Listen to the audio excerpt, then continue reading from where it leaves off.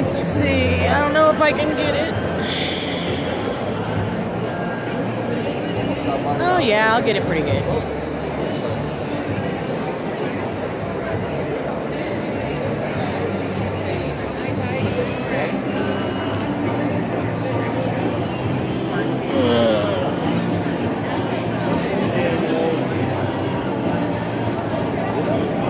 You only have about another hour.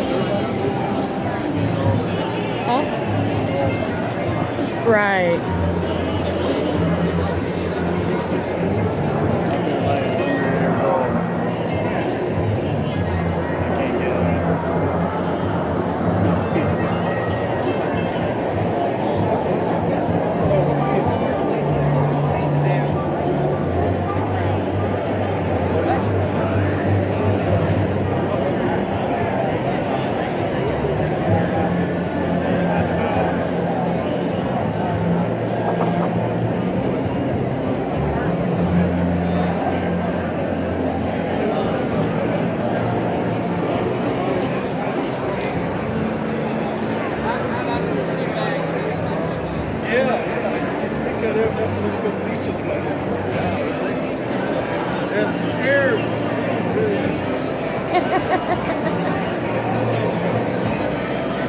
What you get for youth. So that's what you get for youth. Dress nice, sit down.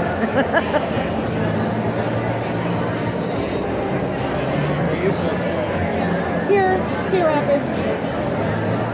We're living out in Amana, but we thought we were coming in here.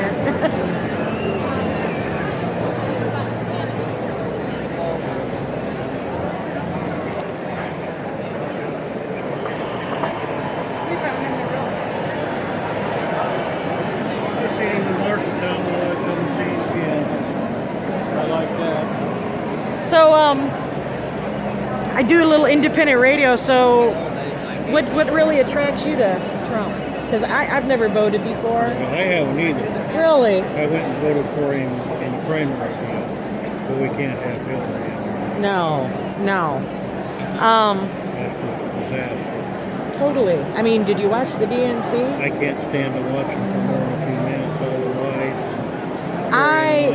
I mean, they didn't even have the American flags on the stage. And then they won't mention them about ISIS. All they want No. to pass Trump. I mean, I've been debating on the internet because I do a little independent radio and have Twitter and everything else, and I've just been really trying to communicate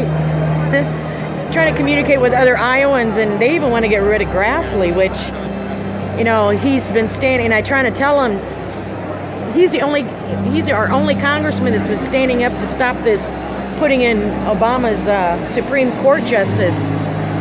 And I know he's been in there for so long, and that's one thing we're trying to do, but Grassley really is in there trying to do what matters. And so, I mean, I've seen too much of it, and I'm just starting the last couple of years following all this politics stuff because in school they taught us the delegates matter. Well, we've seen how the delegates matter in the Democrat arena, and I was like, whoa. And I thought about, at my age and my mouth, I thought I'd get involved with politics, but my mother says, no, don't go that way. So I said, all right, I'll start my own radio show and at least make myself feel better and have a good rant.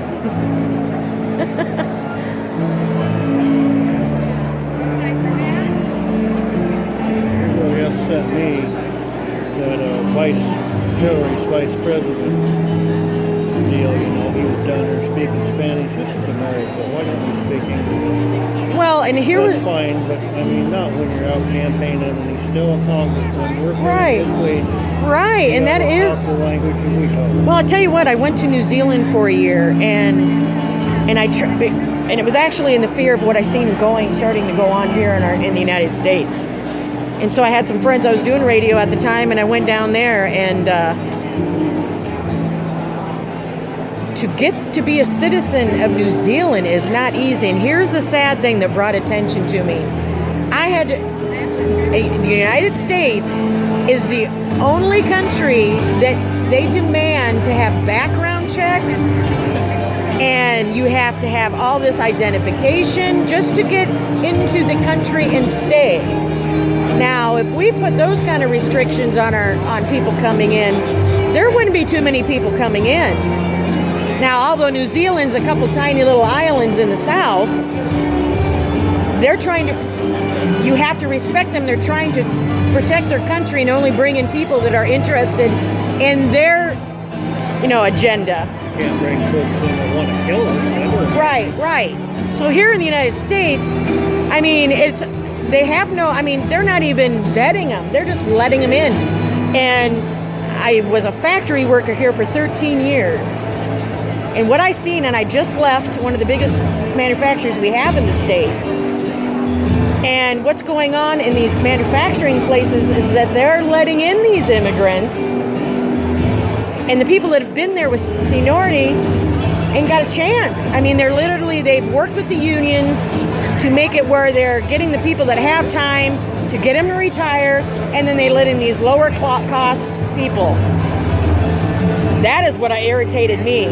Then I started getting into where my son, he's got learning disabilities. Well, I've had certain education systems want to label them mentally retarded. Excuse me? And so when Trump starts talking about Common Core and putting it back into the states, here's the other issue that concerns me. I used to be proud to be, here in Iowa, that we had one of the highest education rates in the state. And look at us now. We're in the 30s. So what's happened? I mean, what has happened? I'm an independent trucker. I haul grain into I used to haul a lot of meat and bone meal out of Swiss. You'd see all the immigrants coming in there. All my friends that were foremen, they fired them. Yeah. Got rid of them. And they're letting in who? Well, I don't know who they got for foremen. Yeah, it's not about. See, Martin tells me Sanctuary City up there. Really? They showed on Fox News one night all the sanctuary cities, and Iowa had a whole bunch of gods. Really? So in reality, because I didn't know all this, I didn't realize I know. I'm pretty sure. Because that makes sense. That's what they said. But it makes sense because I've never seen, I got friends in factories all over, and the same thing's going on there. And half of them, what is really disturbing for my few friends that have supervisor positions in these factories, you can't even train them. Because how are you supposed to train them when they can't speak our language?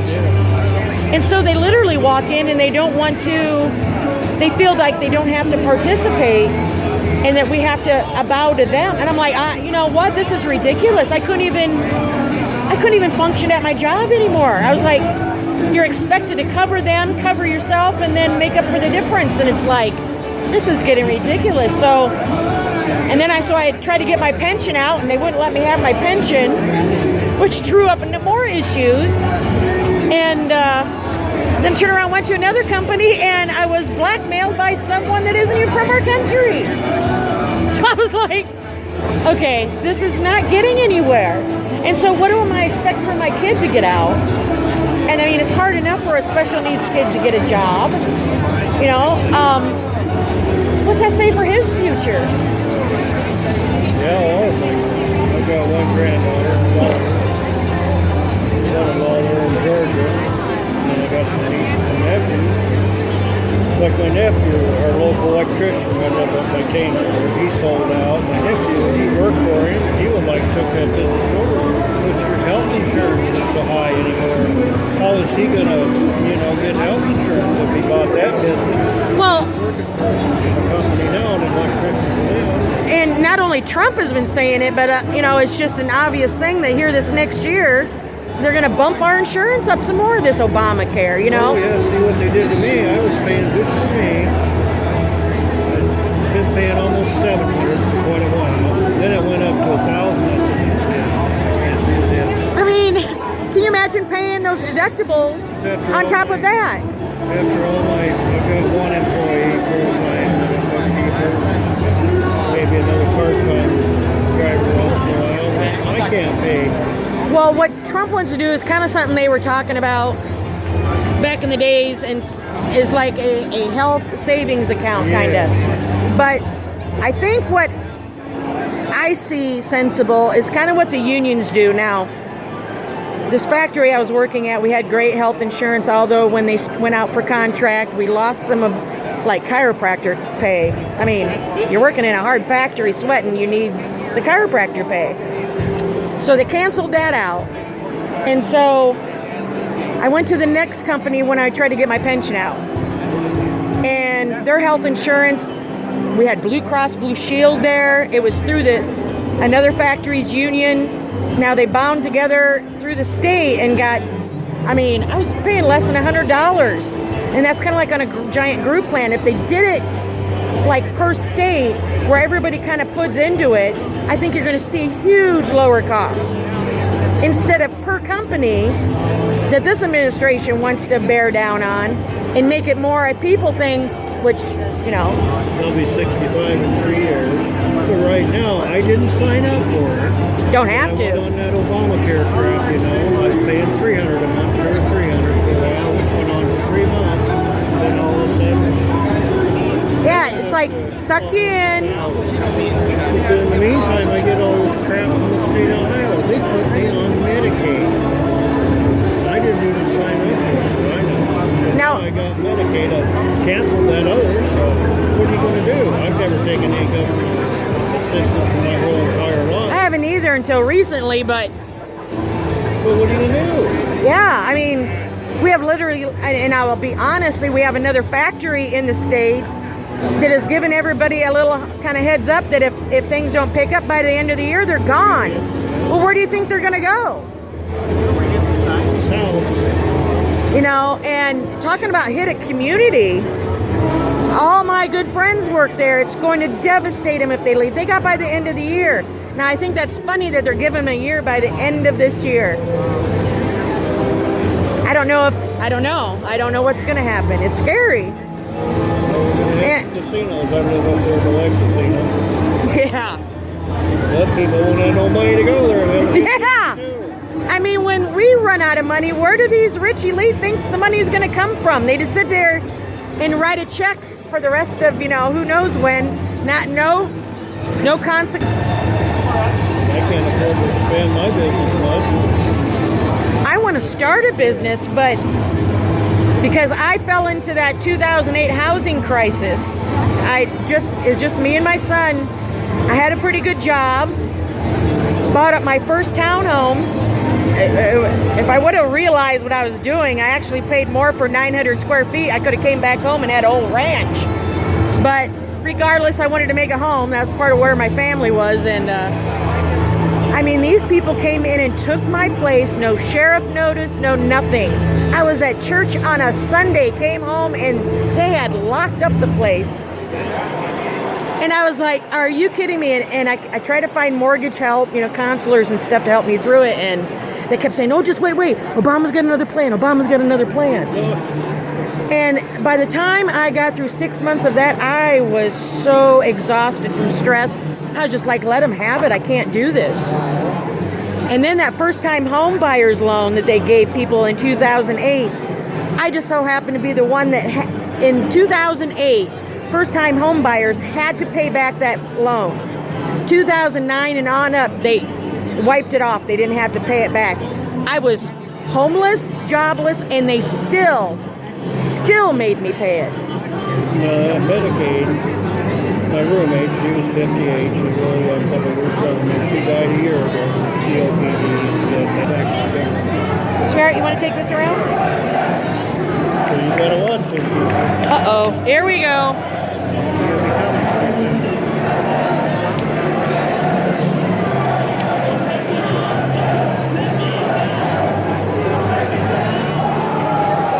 Well, I've been telling Trump he needs to come to Cedar Rapids.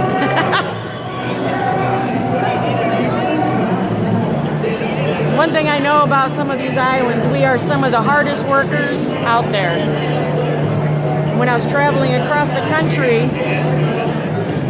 and I went to the East Coast, I found out that a lot of employers are really, if they see that you were from Iowa, they pretty much put you at the front of the line because they know our work ethic. That is one thing I can still hold proud about.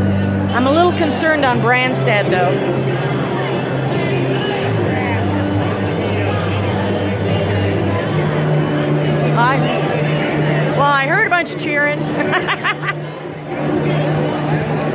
I'm going to get a pretty good glimpse of him here. I appreciate you talking with me.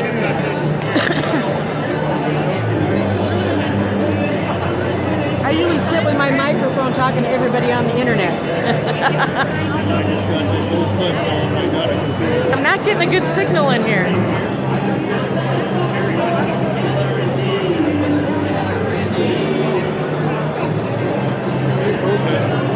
I know, I seen that. I was like, and I took some pictures. I was like, wow, I didn't think we'd have that many.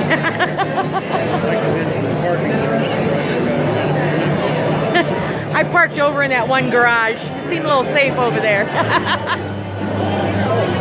That's all right. Everybody's got their own opinion.